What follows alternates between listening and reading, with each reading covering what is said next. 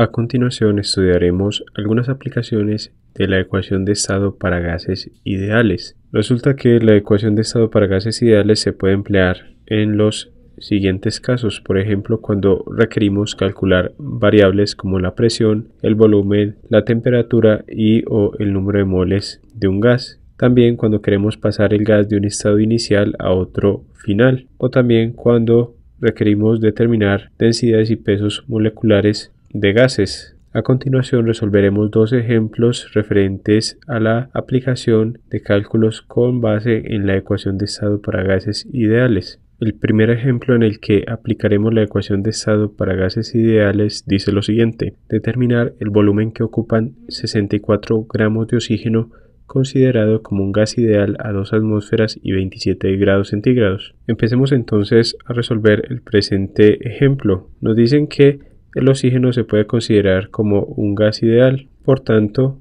podemos aplicar la ecuación de estado para gases ideales, que recordemos que es la siguiente, que la presión por el volumen es igual al número de moles por la constante de los gases R por la temperatura. De los datos del enunciado nos indican que la masa de oxígeno es de 64 gramos, nos indican la presión que es de 2 atmósferas, así como la temperatura que es de 27 grados centígrados. Pero recordemos que al trabajar con gases debemos trabajar con temperatura absoluta. Por tanto, a 27 vamos a sumarle el valor de 273,15, lo que nos da un valor de temperatura absoluta de 300,15 Kelvin. Nos solicitan determinar el valor del volumen que ocupa la cantidad dada de oxígeno. Observando las unidades en que nos dan la presión y la temperatura, es decir, atmósferas y Kelvin, deducimos que debemos emplear el siguiente valor de la constante de los gases, que es R igual a 0,082 litros por atmósferas sobre mol por Kelvin. De la ecuación de estado para gases ideales, que notamos con un asterisco, vamos a despejar entonces la variable volumen. Decimos entonces que el volumen de un gas va a ser igual a las moles por R por T sobre P, que es la presión. Observemos que no nos indican las moles de oxígeno, pero podemos determinarlas ya que conocemos el valor de la cantidad de oxígeno. Recordemos que las moles de una sustancia se determinan como la masa en gramos sobre el peso molecular. Para el caso del oxígeno entonces tenemos que las moles de oxígeno van a ser igual a la masa de oxígeno sobre el peso molecular del oxígeno. Por tanto, tenemos que el peso molecular del oxígeno va a ser igual a los 2 átomos de oxígeno por el peso atómico del oxígeno, que es 16, y eso nos da un valor de 32 gramos de oxígeno por cada mol de oxígeno. Si reemplazamos estos valores en la ecuación para determinar las moles de oxígeno, tenemos que 64 gramos de oxígeno se dividen entre 32 gramos de oxígeno por cada mol de oxígeno. Cancelamos las unidades de gramos de oxígeno con gramos de oxígeno y obtenemos el valor de 2 moles de oxígeno. De este modo podemos utilizar todos los datos conocidos en la ecuación para determinar el volumen. Reemplazando entonces los valores conocidos, tenemos 2 moles de oxígeno que multiplican la constante de los gases, que es de 0,082 litros por atmósfera sobre mol por Kelvin, y esto lo multiplicamos por la temperatura absoluta, que es de 300,15 Kelvin, todo esto sobre la presión, que es de 2 atmósferas. Cancelamos entonces las unidades de moles con moles, atmósferas con atmósferas, grados Kelvin con grados Kelvin, y obtenemos como resultado el valor del volumen para el ejercicio número 1 de 24,6123 litros. Hemos resuelto entonces este primer ejemplo sobre la aplicación de la ecuación de estado para gases ideales. Vamos ahora a resolver un segundo ejemplo.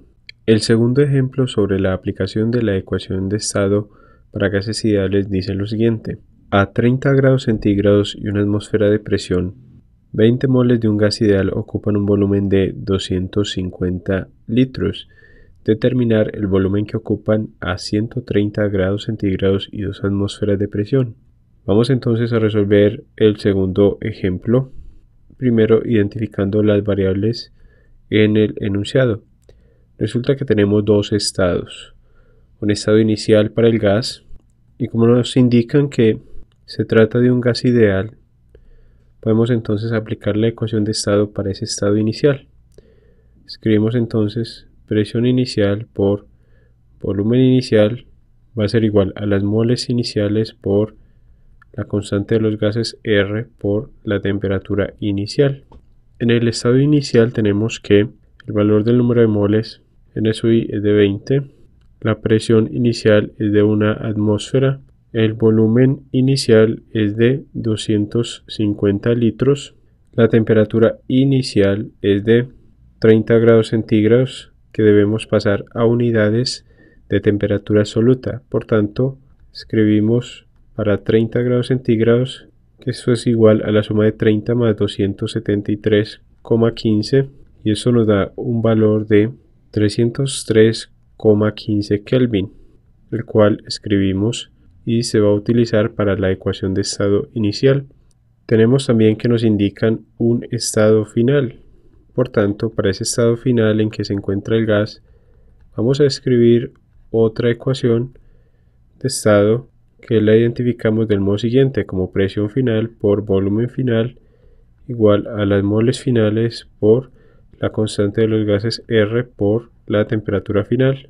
Y en ese estado final nos indican que la presión final va a tener un valor de 2 atmósferas, la temperatura final va a tener un valor de 130 grados centígrados, pero como debemos trabajar con temperatura absoluta, pasamos ese valor de 30 grados centígrados a Kelvin, pasamos ese valor de 130 grados centígrados a Kelvin, sumándole 273,15, con lo cual tenemos un valor de T sub F igual a 403,15 Kelvin. Dicho valor lo escribimos en las condiciones finales, como T sub F igual a 403,15 Kelvin. Nos solicitan el volumen que ocupa el gas luego de que cambia de estas condiciones iniciales a estas condiciones finales. Por tanto, escribimos como V sub F desconocida. El número de moles finales debemos tener presente que no han aumentado, por tanto, el número de moles iniciales es igual al número de moles finales. Estas dos ecuaciones las vamos a denotar como la ecuación número 1 y la ecuación número 2 y vamos a dividir la ecuación 2 entre la ecuación número 1. Dividiendo entonces la ecuación 2 entre la ecuación 1 tenemos lo siguiente: presión final por volumen final sobre presión inicial por volumen inicial va a ser igual a moles finales por R por temperatura final sobre moles iniciales por R por temperatura inicial. Cancelamos las variables que son constantes, es decir, R, la constante de los gases ideales, y el número de moles que permanece constante, con lo cual obtenemos la siguiente expresión, que presión final por volumen final sobre presión inicial por volumen inicial va a ser igual a temperatura final sobre temperatura inicial. De esa expresión entonces despejamos la variable volumen final y tenemos que esta es igual a el volumen inicial que estaba dividiendo en el lado izquierdo pasa a multiplicar al lado derecho por la presión inicial que estaba dividiendo pasa entonces a multiplicar sobre la presión final que estaba multiplicando pasa a dividir por la temperatura final sobre la temperatura inicial que queda tal cual ya que se encuentra en el mismo lado. Reemplazamos ahora los valores conocidos, volumen inicial de 250 litros por la presión inicial que es 1 atmósfera sobre la presión final que son 2 atmósferas y esto por la temperatura final que es de 403,15 Kelvin sobre la temperatura inicial que es de 303,15 Kelvin. Cancelamos entonces atmósferas con atmósferas y Kelvin con Kelvin y obtenemos el valor del volumen final para este gas de 166,23 litros. Hemos resuelto entonces el segundo ejemplo referente a la aplicación de la ecuación de estado para gases ideales.